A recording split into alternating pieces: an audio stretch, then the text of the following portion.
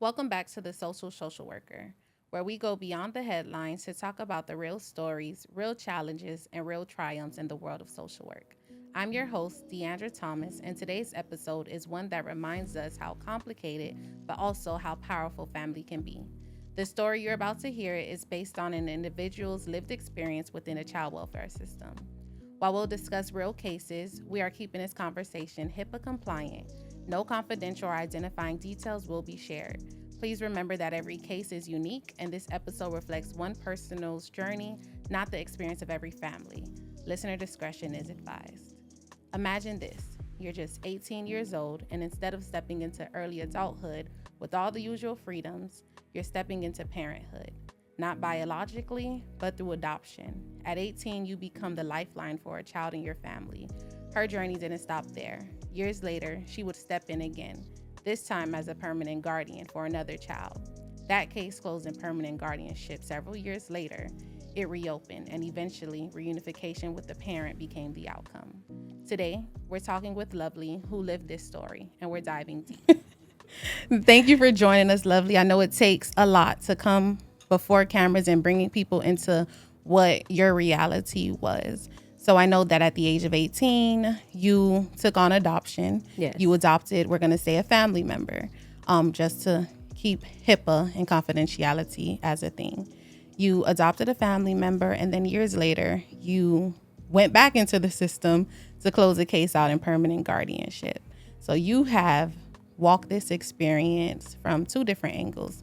So let's start with what made you agree to adopt at such a young age?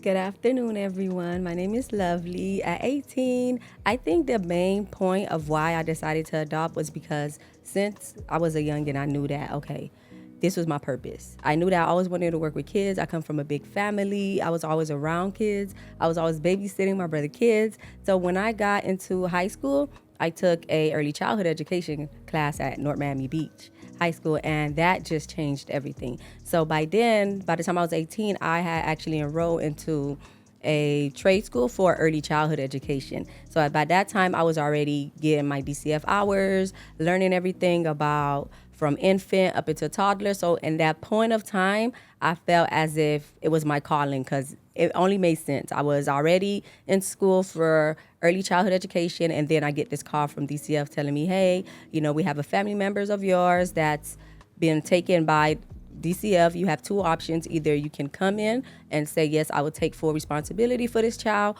or the child will have to go through the system. As any human being, I feel like that was the right choice to make, even at a young age. I had to go into quick thinking. I had about 10 to 15 minutes to get there. Then after that, we got there. Then the whole process started from going back to the household to do the home study to make sure that everything was equipped and the child did have a stable living, also with stable income. And I did have to go to court the next day to stand in front of a judge and basically, I want to say be sworn in, but be sworn in like, okay, I would do all that I can. I would give I'll give this child everything, make sure doctor's appointments, school, health, everything, all the above. So it was hard. It was very, very hard because I was like, am I ready for it? Can I do it? I wasn't prepared, but I knew I had to. So did you said it was a lot, right? So Yes. did you have a big support system? I did, but the support came more from my mom, as that was her grandchild also, and me and her kind of did the mother and father thing. So I had the driving because I was more fluent in English and she was more fluent in Haitian Creole. So I did the driving, I did the pickup, anything that everything that relates in basically in English. And then she did more of, say if I had to go to work, she'll be the one to be at home watching him, because at that point everything just started. So as far as childcare, that didn't kick in until probably 3 months into the case, and then that's when everything. So in the beginning, we had to go out of pocket for everything. From bed, we didn't have a bed for him because we didn't know he was coming. So we didn't have a bed. We didn't have anything, no clothing, no. They gave us some diapers because he was one. So they did give us some diapers, but that was basically for a week.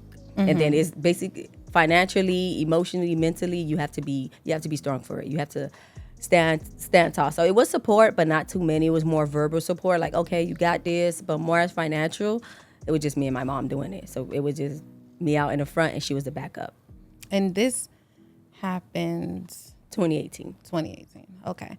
So remember, we're going to keep it HIPAA compliant. So we're not going to go too in depth with the case details, right? But what system or what support do you think that you've gotten from the system along in that adoption process? Oh, the support from the system was great. That I can't front. It was anything that I asked the caseworker for, they were on it. Whether it was, hey, I need I need some food stamps. Even as far as that, they were like, I said, hey, I'm not on it. I don't know anything about it. They really sat down because we had about 4 to 5 caseworkers without the case throughout the case. It wasn't like we stuck with one.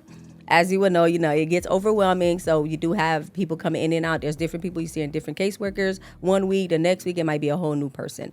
So it was, but they were on top of everything. As far as childcare, once the time came, they notified me that, okay, you know what, you have a grant. You're able to go ahead and apply for the childcare and they will cover it. When it came to doctor's appointment, because I was lost. I didn't know how this worked. It was like, okay, these are the dates that the child had to go see the doctor, the dentist, as far as Medicaid, dental. As far as me, also, I didn't have any services. They did provide me with services also due to me caring for the child. So that helped tremendously. As far as my health started declining around that time. So once Medicaid kicked in, it's like it was a new door that actually did open for me where it wasn't so ever overbearing as, okay, I'm caring for this child and I don't have any support myself. So as far as food assistant was there, child care assistant, it came into the point as far as back pay. As far as cash assistant did start, so it did help with everything. Anything that was available was offered, and every question was answered. Every concern was great. It was from the judge to the lawyers to the guardian to the everything. When I say every single person did their job, they did their job. From the assistant, even at the courthouse, from calling to let me know, the email say you have court this day, you have court that day, because I wouldn't know when I have court unless I'm being told or emailed. And the caseworkers, it's a lot, so it's overbearing. Sometimes they're not able to communicate, reach out, a call or a message. It may slip their mind. So that came from the judge assistant who will email me like, hey, I don't know if your caseworker gave you this, but this is just a heads up, you have court next month. Make sure you're there at this time with this child, because at that time it was prior to COVID, so everything was in person. It wasn't Zoom as it is now. So that I had to take the day off of work, call off from school, say, hey, I can't come. I have to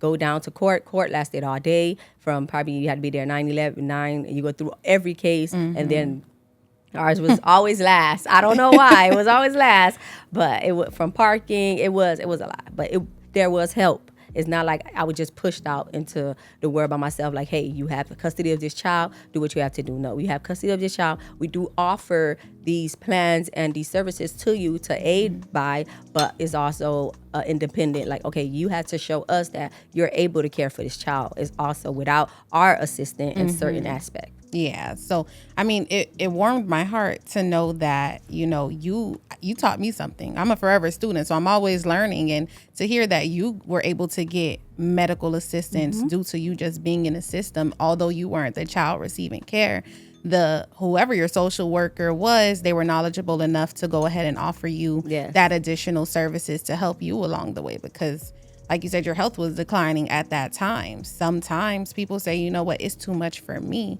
But you still managed to persevere through whatever conditions you were going through and still make yourself available for that child. So that was the adoption piece of it, right? And then you eventually had to go through the system all over again.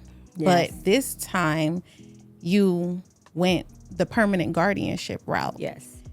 Did you know at that time the difference between adoption and permanent guardianship? I was going, not at all. I was blind. I was going based off of the caseworker at the time. She said, it's best to do permanent guardianship instead of adoption. And I listened. I said, okay, maybe this is the best due to the circumstances of the family members involved in everything on the different cases. So this one was a little bit more difficult. As you would have thought adoption would have been a harder process. No, permanent guardianship was a little bit more lengthy also, because it's 2 different families that's based up compared to the other one where it was just, okay, here you go. It was onset adoption. This one was, okay, is it adoption the best case, the best win for this child, or is it permanent guardianship? And I had to come with that choice, and I was 21 at this time. So going from 18 to 21, the mindset is a little different. I am still knowledgeable about everything, but I'm still new because I'm coming from adoption to permanent guardianship. So I didn't do the right research or ask the right question. I just went as, okay, you know what? You guys didn't steer me wrong last time, so I'm trusting in you this time. So I went in with a blind eye, but yeah, it was completely different. It was not the same. So the biggest piece is adoption. It is permanent, right? That's always the number one permanency goal, but every case is unique. So sometimes people address things as a case-by-case basis and what the circumstances are regarding that process. And so I just want to give a little back overview, right? Just to piggyback a little, because Lovely isn't somebody that I worked a case for. We didn't know each other. We were just social media followers. And I remember seeing her, or I can't really recall how it happened, but it was a post. And I'm like, oh, I didn't know you adopted, or you've adopted in the past. And like, what was your experience? How was that for you? And then, she was going through whatever she was going through at the time. And then me having knowledge on the child welfare industry, I would just reach out to her and be like, no, you need to reopen the case. And you need to follow the court order, because things can get very, very complex. Yes. Right. So like I said, we're not going to go too in depth into all of the case details. Number one, because it's still kind of an open case. But we can say that, Lovely stepped in on a permanent basis, and she was able to, or the child was able to reunify back with a parent. So, I know it was a lot for you. Just speaking to you prior to this, it just like when you told me that the judge that you went before was very passionate, and he's like, no, you're going to, although you may have made a mistake in reopening the case, how you didn't envision it, right? And you had to get the courts involved to step in and intervene on your behalf. That's what we're here for. Yes. So to know that when you went to court, you had a team rallying behind you to make sure that a disservice wasn't done to you or this child. Let's fast forward, right? Let's not talk about what closed the case, but how was that process for you, having to reopen the case to potentially give a child back that you have had since birth? It was difficult. It was a lot, but as you stated, you were a great help, because this is why I vent a lot and let I'm very open, because you never know what advice you can get. It's trust me, it's different when it comes from someone compared to a stranger. Us being social media followers, and you able to pick that up, and you helped me throughout that case like no other social worker have. You were able to tell me, no, you have to do this, no, you have to. And I was lost. I was very lost, because as you know, I was saying, no, I'm going to do this. You're like, no, you have to follow the law.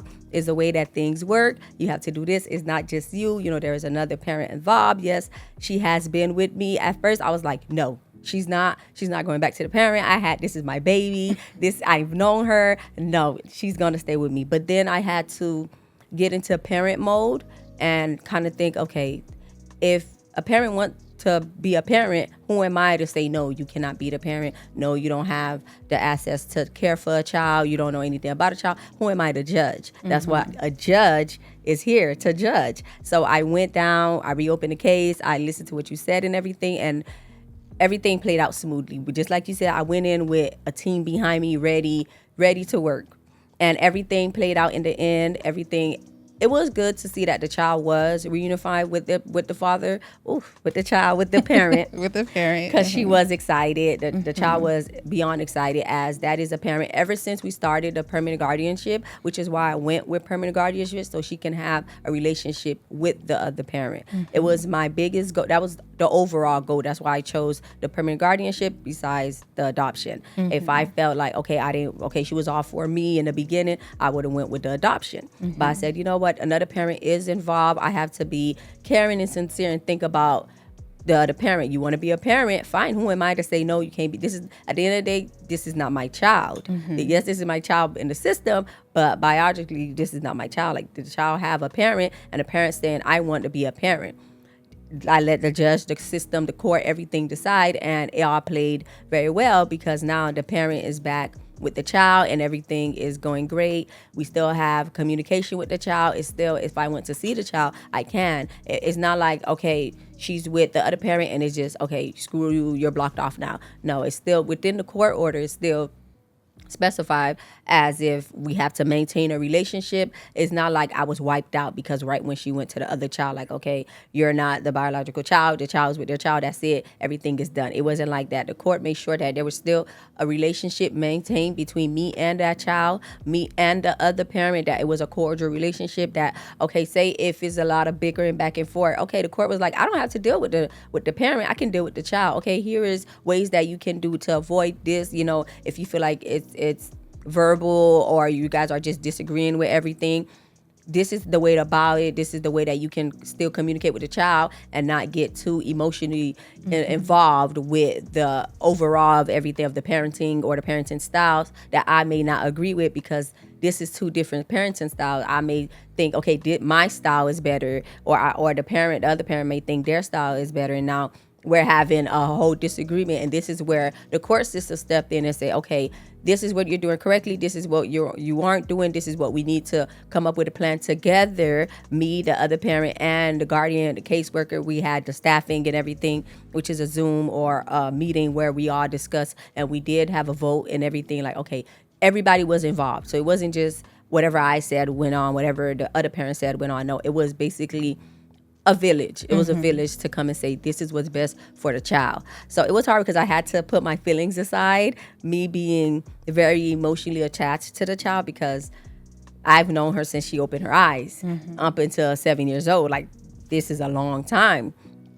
Every single day, day in, day out, even with my health, me being in the hospital, she's still coming in to see me. Even in the hospital, it would be time I would have to tell the doctor, like, give me 5 minutes, because I'm figuring out a way to make sure that she's still going to school. Making sure that, okay, somebody's still picking her up from school, whether it was through Uber, whether it was through a family member. It was still, this is the part where, okay, it falls on you. This is the part where you have to step in and say, when I stood before the judge and I said, yes, I will be able to care for that child. Any other situation where I felt like I had my back against the wall, that method always came into my head, that I said, yes, I will care for this child, and I will make sure I do everything in my power to care for the child. So she does have a say. So if she says, yes, I'm excited to go with my other parent, I can't let my feelings get involved, because I feel like, okay, maybe in the past, your mistakes, your decision wasn't the best for the child, but people do change, and I have to give the other parent that chance. It's not just about my feelings or what I say. Oh, no, I don't think the best, because I could have just said no, and the child said yes. Now it's like, okay, what do we do? Do we go by who been this child parent knows this child and know the reasoning behind why I'm saying no? Or do we go by what the child is saying? The child's want to be with the father or with the parent, the other parent, and everything. And okay, that was the biggest, I would say the biggest takeaway from this was me saying yes, or the child saying no, or yes or no. It was two different decisions. So we did have to do a vote. We had to do a vote. I had to state why. I feel like with my reasoning, the parent came in and state why with their reasoning, and with that staffing, we was actually able to come to a common ground. Like, okay, this is what we think was best for the child. We had to put our feelings aside, everything aside, and just think about the child. And we were basically on the same page once we put everything aside, and the courts got involved, and the judge was like, listen, this is not about you two, this is about the child. It was amazing how we were on the same page once we put our feelings and our differences aside, and the best thing for the child. So you have one case that you're a forever parent, and then you have a case where you stepped in as a permanent guardian, right? So if you had to do this all over again, lovely today, if you had to go through this process one more time, would you do it again? I would. I wouldn't change a thing about it. I would do it all over again. To know that I made a difference, that my purpose, I feel like my purpose has been fulfilled, even with going to school, doing all this, with my health and then school and then this situation, it was a lot, and I was still able to come out with a smile. A lot of people didn't know because I didn't talk about it.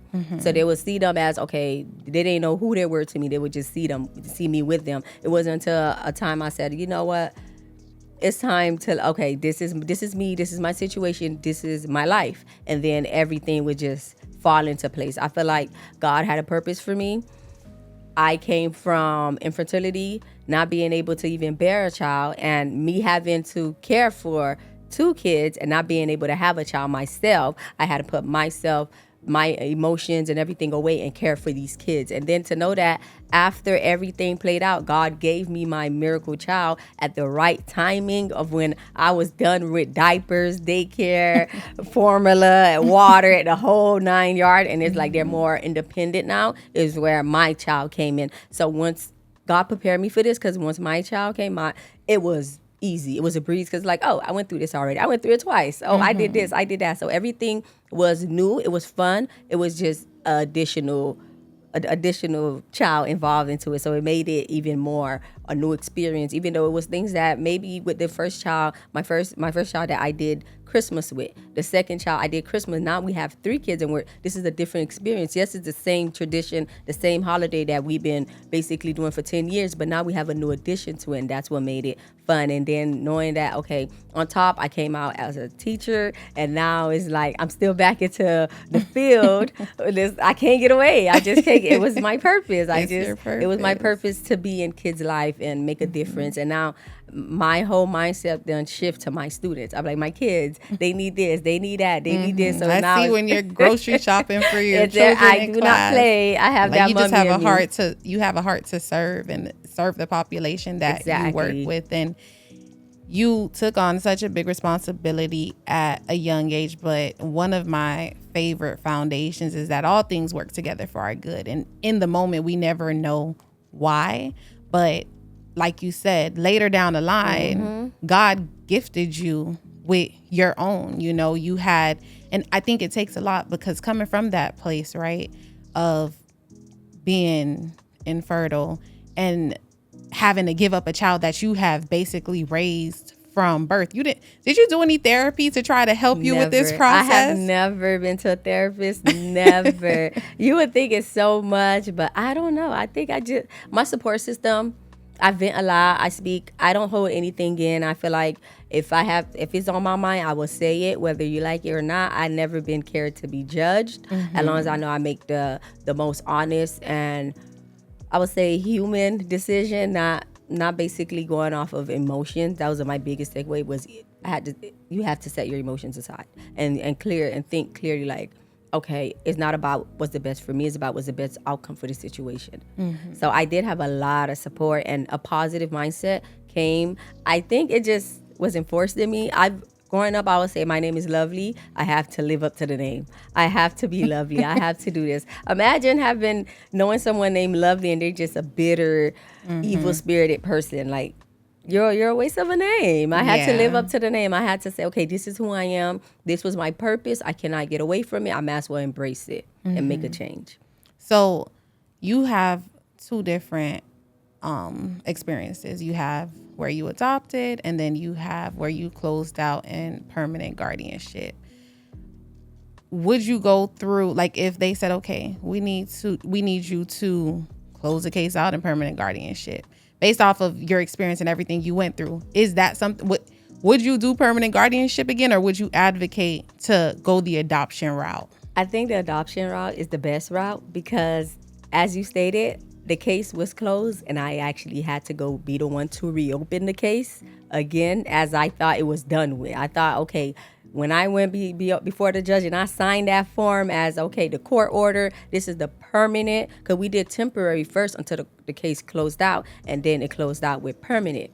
So once it came from permanency, in my head, I was thinking, because I wasn't educated on this. I didn't have no sit down. I just, okay, whatever it's saying at the judge, okay, because I'm thinking, okay, this is the right way, this is the correct way, this is what's best. And if I had more knowledge of it, I would say adoption, because then I wouldn't have to go through the process again. That was my hardest thing with reopening the case, is going through everything. I didn't know once I reopened the case that I would have to be doing the home visits again. I didn't know that I would have to be the one to be doing everything from the brief from every 21 days, speaking to the guardian, to the caseworker coming to my place, making sure everything is intact. I was like, hold up, I know who opened this. Like, if I didn't think I was fit for this, I would not have reopened it. And I was like, aren't you guys going to go towards the other parent? But it was more to assure that, okay, the child, even though the child at that time was not in my custody, they were still doing the home visits. Even though the child was with somewhere else, they were still on me, because they knew that, okay, once the child come back, we have to make sure that this is a livable place for the child. That's the best thing that I think I did like about this, that even though I was the one to reopen it, even though I was the one that closed out with the case, they didn't take it as, oh yeah, we know Lovely, she's already in the system, we already know she already been through it with 2 kids, or we don't have to really check up or do anything with her. No, they went as if, yes, you're in the system, but we're treating this as a new case. Every case is a case, whether it was reopened, and they were all like, can a case reopen? Like, can you reopen a case? It had to be It's not just, okay, I could just go in, sign and do, and basically get something, notarized and stating that, yes, I want to reopen the case, and go downtown and give it to the judge assistant. They pass it on to the judge, and the judge decide, is this a reason to reopen the case? We're gonna touch base on that, and I'm gonna do my best to keep it HIPAA compliant, right? Because I think that it's a great learning experience for people who don't follow court orders, right? And because you're here, your whole life is a testimony. So this is a piece that will help so many other people, because everything, and I always say this, I feel like Miami has one of the best systems of care. I've worked in Tallahassee, no shade to Tallahassee. Good system of care too, but Miami was my foundation where I started, and it has taught me everything that I've learned up until this point. Right. And when you sent me a court order to review, and I'm just like, you did everything right. Right. The judge did everything right. But there's just sometimes that we step out on faith and we step out on grace, and it doesn't always work in our favor. But God brings everything full circle and allows things to work for our good. So, I know that we're going to say that you sent the child that you close your case with in permanent guardianship to another state to go and visit with that family member. And at that time, the case is still closed, and it was time for the child to come back. They're like, no, they're not coming back. And that reopened, or that caused the case to reopen. And when you told me how hard the judge went for you in court to the parent and said, hey, you need to bring that child back. If you want the child back, by all means, the case closed, permanent guardianship, you have the ability to do so.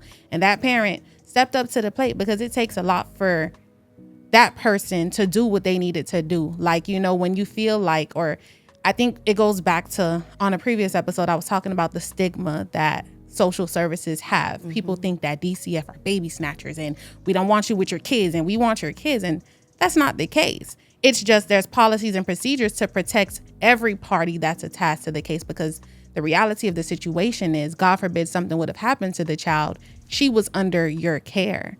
And things can go left when we choose to do things without following the proper protocol, because certain stuff like that, like sending a child out of state, those are big things, because Florida is only bound by Florida.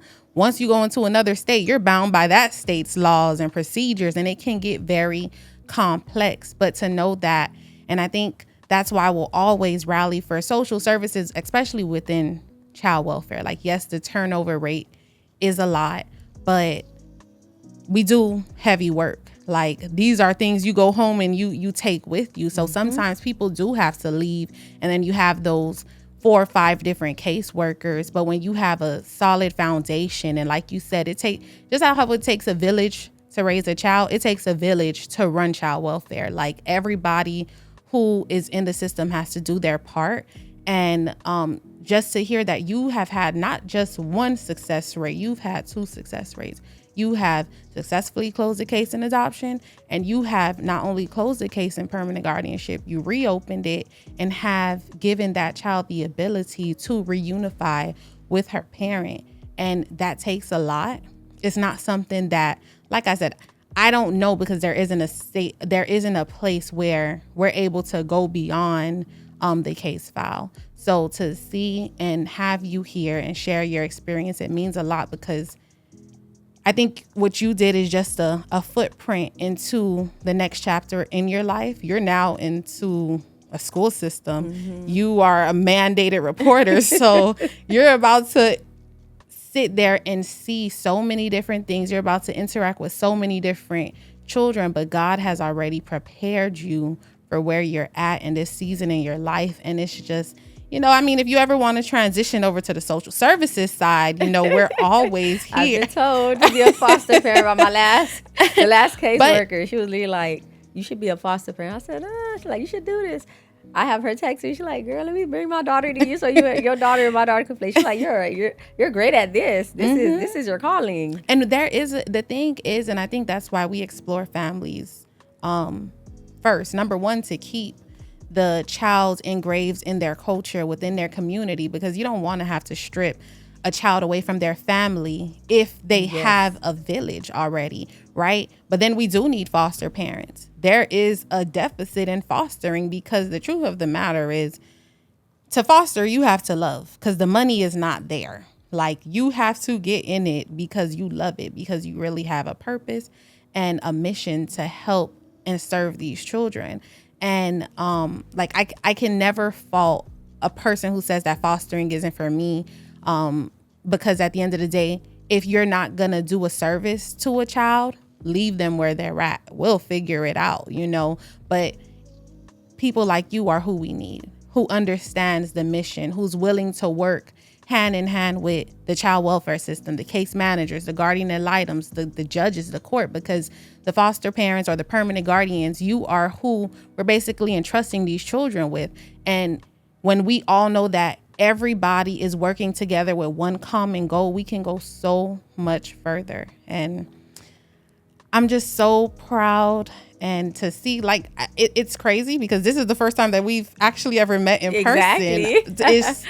Miami's small, right? But child welfare is smaller. And to see that, you just never know what somebody else is going through on the other side. And like you said, if you are that voice and if you speak up, you have the ability to, you never know what somebody else has to offer, what other knowledge somebody can give you. So I just want to thank you for coming and sharing your story. Of course. And it was great. It was a great overall. I would do it all over again. I would do it all over. It was great. I had the support. I would say Miami does have a lot of people, majority of Miami people. I would say Florida, DCF, Miami, DCF, they just take kids away. That's not the case. That's never been the case. I had a caseworker come in and said, listen, we're not looking for anything, okay, your house is dirty. Okay, you don't have, we're not looking for that. We're not here to picnic you and tell you you're not doing this right, you're not doing that right. No, we're here to help you. So if you are, say, in a situation where it's not livable, you might think it's not livable, and the caseworker like, okay, we're going to help you make it livable. We're not just going to snatch the child because you don't have any food today. Tomorrow we'll give you some food assistance, and now you have a food in the fridge, and now this is a beautiful childhood. We just help. They're here to help. It's not, people think, okay, they're just going to come snatch the baby away, snatch the kid. That doesn't happen.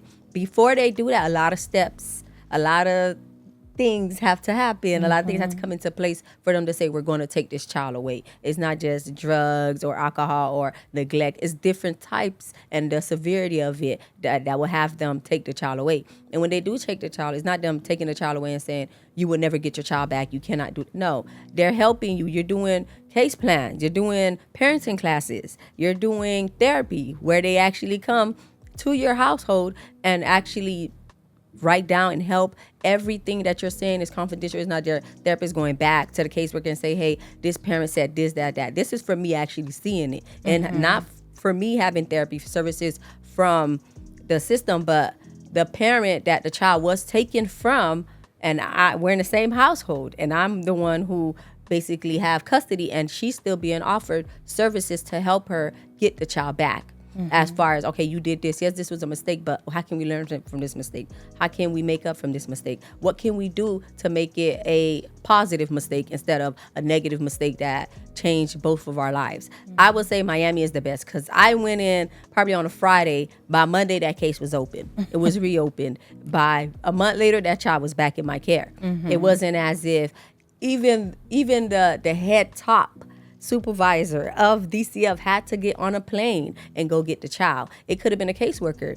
It could have been the guardian. It could have been anybody. It could have been me. They could have said, okay, we found a child, go get the child. No, they said, no, she said, I will be the one to go to the airport, get the child from the place where she was at, come back on a plane with her and bring her back to me at my residence. And this was the head hunter. This was who she ran it. She kept it down pat. And I've never met her, never spoke to her that day. She called me. She said, hey, this is such and such. Is this Lovely? Is this the guardian for such and such? Okay, we're bringing this child back tonight. And I was like, I went online when they told me they found a child. I'm looking at the tickets. It was about $1,000 for the same day. I was like, is DCF going to help me? She was like, you know what? We got this. No, we don't need to help you because we're going to go get that child ourselves. So she went out front line. She didn't know the situation with the parent. It could have been a domestic. It could have been basically violence. And she just went in and said, we got this from now. You did what you had to do. We'll finish it. And now the child's back with the parent. And we both, it played out well. I was against it. And now the child is back with the parent. So it's like, you worked the process. It worked. It worked out. The way that I did not want it to work out in the beginning. That's not the outcome that I had. When I went to reopen the case, I can say before you that my plan was not reunification. My plan was not for that child to go back to the parent because I was upset. I was like, I've been open. I've been sending this child. Everything was cordial, and now you basically betrayed my trust. And I was like, no, I'm adopting this child. I'm going for adoption now because now I'm closing it. And then 6 months later, I'm like, you know what? Maybe we can work something out. Maybe it can be joint custody because the courts doesn't always have to be involved. We're past the stage of, okay, this is new. This is who I am. This is a child that's 7 years old, which means we've been in each other's life for 7 years. Both are parents. We basically, we're new parents now. We're co-parenting now because now it's like we're going hand in hand. And to know that the change, the outcome of it was not what was expected in the beginning. And my mindset was changed and everything because of the court system telling me, you know what, think of it this way. Think of it of a different way. Because honestly, around your support system, everyone is rooting for you. Yeah, do this, do that. No one, you're not going to have that one person that said, maybe do this, unless they're just somebody from the outside seeing both standpoints. An unbiased party.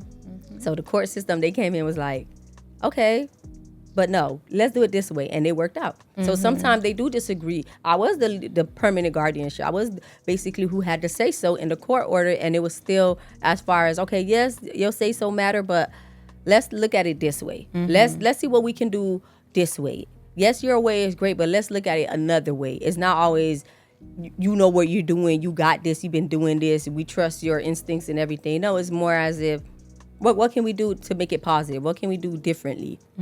So it was great. And I think the biggest thing was that through this process, you realized that there was a place or a point where you had messed up and you had to go and reach out and get some type of intervention because you needed help. It was beyond you at the time. And I just want to end here and hone in on that piece, that even if you close out the case in permanent guardianship, that means that the court still has jurisdiction, or they maintain jurisdiction or can maintain jurisdiction up until that child turns 18. It is never too late to go to the court and say, hey, or the case management agency and say, hey, this is what I'm experiencing.